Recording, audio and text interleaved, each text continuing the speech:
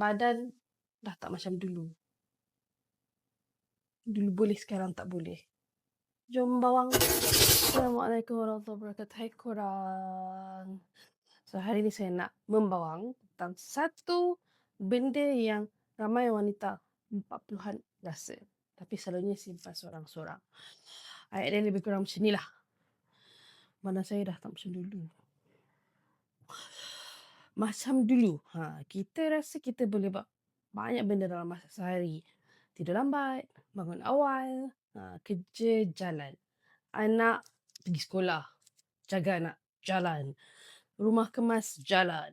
Tapi sekarang, buat sikit je dah penat. Kadang-kadang bukan penat badan je, penat emosi pun sama. Dan kita boleh tanya kat diri kita, ni faktor usia ke, faktor umur ke, stres ke, ataupun aku je yang tak pandai jaga diri? Okey. Sebelum kita masuk ke simptom-simptom tu, saya nak mula dengan soalan yang paling penting dulu. Kenapa saya fokus kepada wanita 40-an ataupun wanita matang? Sebab umur 40-an adalah biasanya fasa peralihan yang besar. Bukan sebab kita ni lemah ke ataupun menua ke. Tetapi sebab disebabkan oleh hidup dan badan kita tengah mengalami banyak event dalam masa yang serentak. Beberapa situasi dan senario dalam masa yang serentak. Dalam umur ni, ramai antara kita yang ada 3 benda yang berlaku sekaligus. Satu, tanggungjawab untuk kehidupan memang at the paling on the top, memuncak. Kerja, anak, kerjaya, kerja rumah, anak, pasangan, keluarga. Kadang-kadang orang tua pun dah mula memerlukan perhatian yang lebih. Dan nombor 2 is badan kita menjadi lebih sensitif. Terutamanya wanita matang, wanita 40-an. Jadi kita tidur, makan, emosi semuanya cepat macam tak kena lah. Macam tu. Cepat kena ataupun affected. Nombor 3 adalah hormon yang mula berubah secara perlahan walaupun kita masih datang haid. Okay? Jadi bila wanita umur 40-an bercakap, saya cepat penat sekarang, itu tidak semestinya sebab kita tidak kuat. Selalunya itu adalah satu tanda ataupun signal pada badan yang dah tak boleh nak hidup dengan cara yang sebelum ni. Okey, sekarang baru kita masuk tajuk yang besar. So, saya pecahkan ni kepada 5 poin ataupun 5 isi penting. Poin yang pertama, apabila kita menjelang usia 40-an, kita memerlukan pemulihan yang lebih ketat ataupun strict ataupun yang lebih teratur. Okey. Macam mana kita nak cakap? Kalau dulu kita tidur lambat one night, satu malam, besoknya kita boleh cover balik. Ataupun dengan cara kita minum kopi ataupun kita just jalan terus. Kita push our body. Tapi bila masuk 40-an, badan macam bagi notice secara rasmi. Iaitu awak dah curi tidur, dah tak tidur malam tadi. Besok kita bayar cash macam tu. Sebab bila kita tidur, bila kita kurang tidur, ataupun tidur kita tidak berkualiti, badan kita dah tak sempat nak reset ataupun nak rest tu tak sempat. So, sistem saraf kita tak sempat nak tenang. You know, your hormones, hormon stress tu tak sempat nak de-stress. Dan otak kita tak sempat nak recover balik, nak pulih balik dia punya proses nanti yang lambat. Loading tu lembab je kan. And then bangun pagi kita punya kepala pun rasa berat. Sebab tu ada orang rasa macam, saya tak buat apa pun hari ni, tapi kenapa saya penat? Very nice, very soalan cepu mas. Kadang-kadang jawapan dia bukan pada kerja, tetapi jawapan dia pada recovery ataupun pemulihan dia yang tidak cukup. So, itu dia. Dulu badan boleh cover, sekarang badan bagi receipt cash.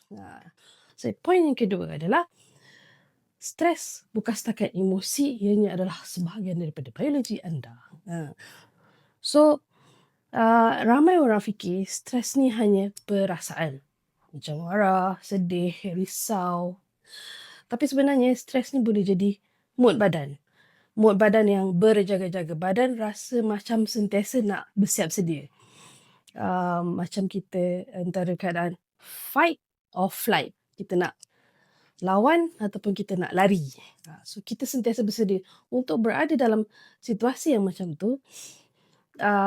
Not nice, not nice. Bila stres tinggi, badan boleh jadi tegang tanpa kita sedar. Jadi kita akan ada nafas pendek, shallow breath. Jantung kita pun mula fast berdegup dengan laju. Lepas tu perut kita jadi sensitif, dan bila kita duduk dalam badan kita duduk dalam mood yang macam ni, tenaga kita akan cepat habis walaupun kita tak buat kerja. So you sentiasa nak prepare, bersiap sedia, bersiap siaga, macam tu kan. So you tak ada, badan you akan rasa macam tegang lah. So sebab tu wanita matang 40-an akan cakap, saya bukannya sedih, tapi saya rasa macam letih gila. So itu poin kedua. Badan bukan manja, tapi badan tengah siap siaga for the next event happen kan. Point number 3. Makan tak teratur akan membuatkan kita punya energy tu crash. Energy daripada tinggi turun ke bawah. So yang ni adalah paling common lah, paling biasa. Kita punya tenaga akan naik dengan laju, turun pun dengan laju sebab kita makan tak teratur. Sebab kita ni ramai wanita yang dah berusia 40-an, statement of the year. Hidup kita ni memang sibuk. Pagi kadang-kadang sebab minum manis je. That's really bad. Air manis saja untuk to begin the day. Dan tengah hari kita kadang-kadang skip ataupun dah rasa cukup. Kita kan, poin kedua tadi adalah kita sentiasa dalam mood berjaga-jaga. So kita tak lapar sangat. So you tak makan. Tengah hari pun skip lah. Nanti kejap lagi pukul 3 baru rasa lapar. Masa tu start lah ada you punya craving, ketagihan. Kita korang akan start, sedapnya kalau dapat makan donat susu tu. Ataupun sedapnya kalau dapat makan another glass of air manis.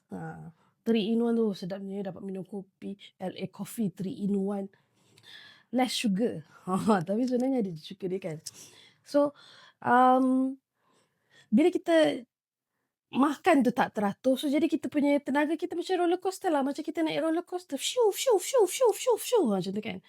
So, kejap okey, kejap lagi dia ke bawah. Sekejap lagi ngantuk. Sekejap lagi rasa macam nak marah, macam nak makan orang. So, kadang-kadang lepas makan kita akan rasa mengantuk yang teruk gila. Lepas tu kita akan start self-blaming lah. Adakah aku ini pemalas? So kita akan rasa macam tu kan. Padahal itu boleh jadi signal kepada badan yang kita punya tenaga dan gula tu turun naik tak menentu. Bila saya cakap secara faktanya, kestabilan tenaga banyak bergantung kepada masa kita dan juga jenis makanan kita. Bukan based on kita punya semangat. Hari ni aku nak bekerja dengan keras tapi kau tak jaga makan. So that can affect your emotions. So point is, badan tidak perlukan extreme diet yang terlalu ekstrim ataupun diet yang cloud. Badan memerlukan rutin penjagaan makanan yang konsisten. Okay, point number 4. Otot makin penting, dan kita selalunya kurang otot akan menyebabkan kita cepat penat. Otot muscle. Saya ada muscle.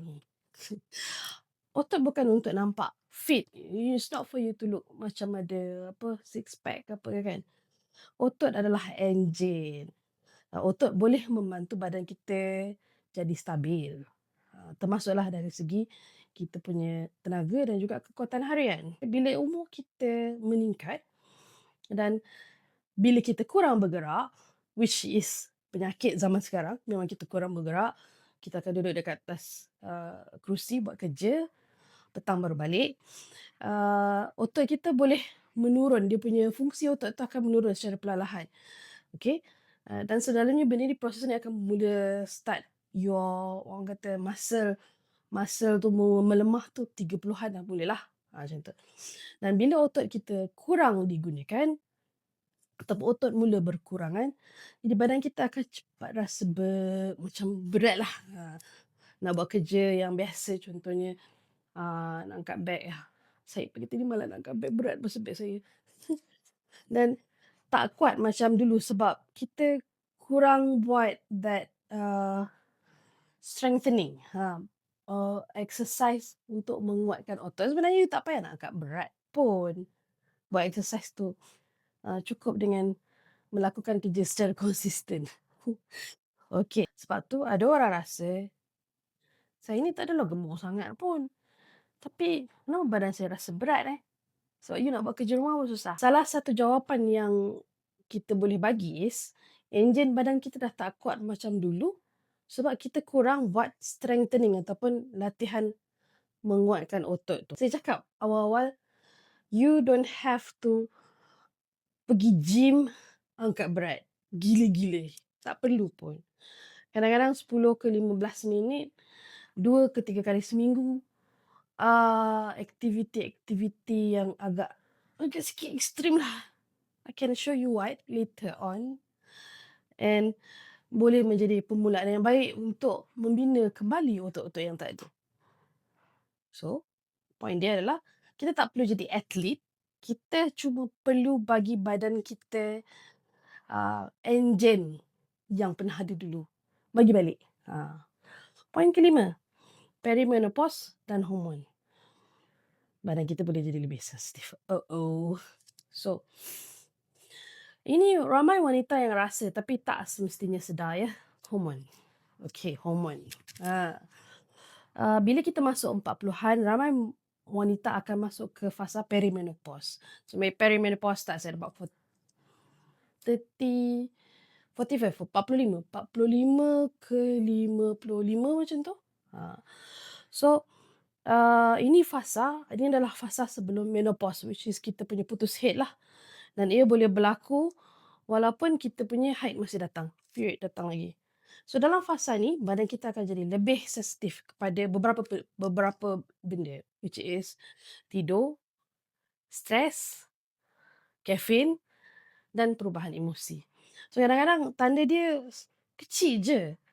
Tidur tu kita senang nak terjaga. So you senang nak dapat kita punya tidur tu macam cepatnya terbangun macam tu. Dah lah mak-mak ni memang cepat tidur tu memang agak sensitif lah, senang nak terbangun kan. Apatah lagi bila dah sampai ke fasa perimenopause. And badan dia rasa panas. Panas.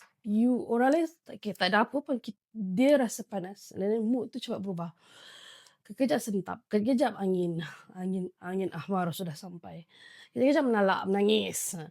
So and then sometimes kita akan jadi lebih anxious lah, cemas tiba-tiba. Dan badan kita rasa tak sedap tanpa sebab yang clear. So bila wanita cakap badan saya dah tak macam dulu, kadang-kadang bukan drama, itu sebenarnya perubahan fisiologi. So, condition ni adalah badan kita bukan overreact ataupun bereaksi terlebih, tapi badan sedang mengadaptasikan ataupun adjust sistem yang akan ke fasa menopause. Okay, lepas 5 point, saya nak bagi real expectation ataupun pandangan yang secara reality, the reality it is. So kita target kita bukan nak jadi balik macam umur 25. Target kita adalah kita perlu ada tenaga yang stabil, tidur yang berkualiti, emosi yang steady, tak meletup tiba-tiba, dan badan kita perlukan perasaan yang kita ni berada dalam keadaan yang selamat. Okey.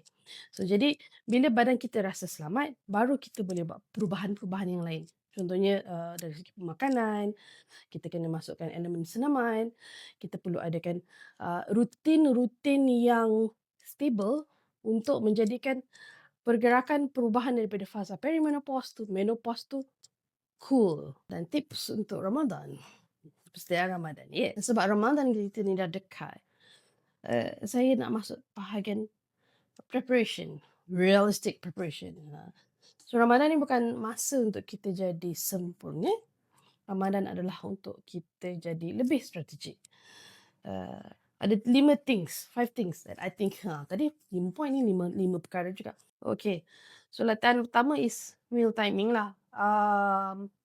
Kalau yang dah amalkan buat puasa sunat untuk bulan ni, bulan sebelum puasa ni, Alhamdulillah dah bagus. Cuma kalau yang tak buat macam saya, sakit banyak.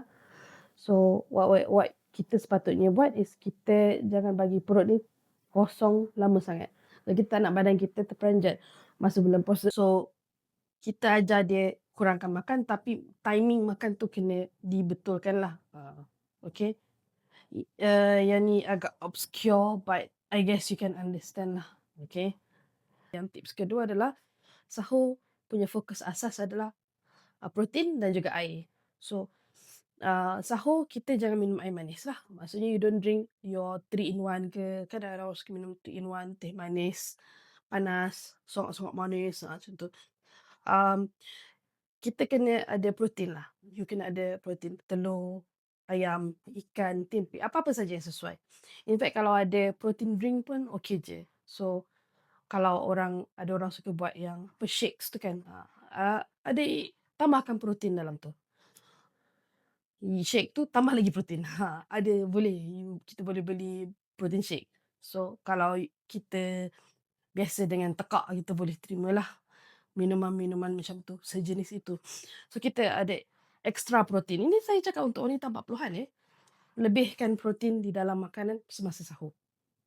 So, yang ni boleh bantu untuk tahan lapar dan kurangkan energy crash. Maksudnya, waktu tengah hari tu tak adalah buff, terus dah tak ada apa kan. Tak ada makanan gula dalam darah. Okey. Yang ketiga, kafein, kopi. Kalau biasa kuat minum kopi, so bulan puasa ni kurangkanlah perlahan-lahan. Jangan stop terus tiba-tiba. Nanti dapat migraine pula.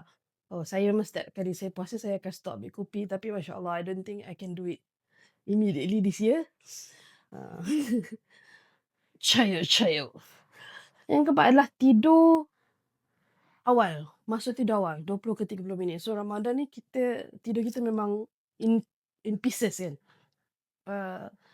Tidur, nanti sahur, nanti tengah hari, nanti sat lagi memancing. So tidur awal sikit lah.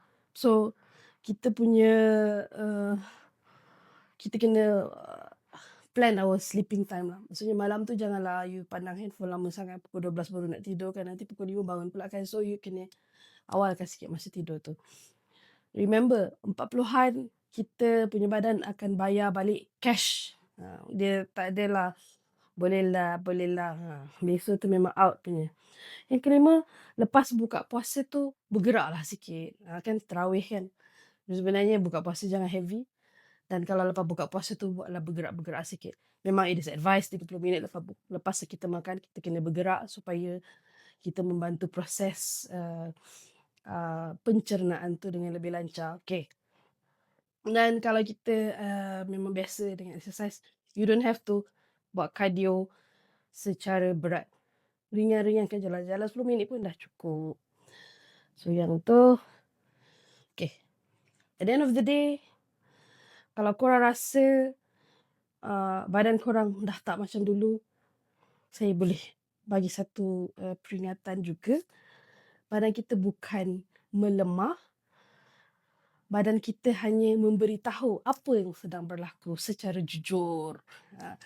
So, minggu ni buat satu perubahan kecil. At least korang tahu what is happening kan. Apa yang berlaku. So, kalau korang nak saya sambung lagi topik ni, komen. Ya? Bye. Assalamualaikum.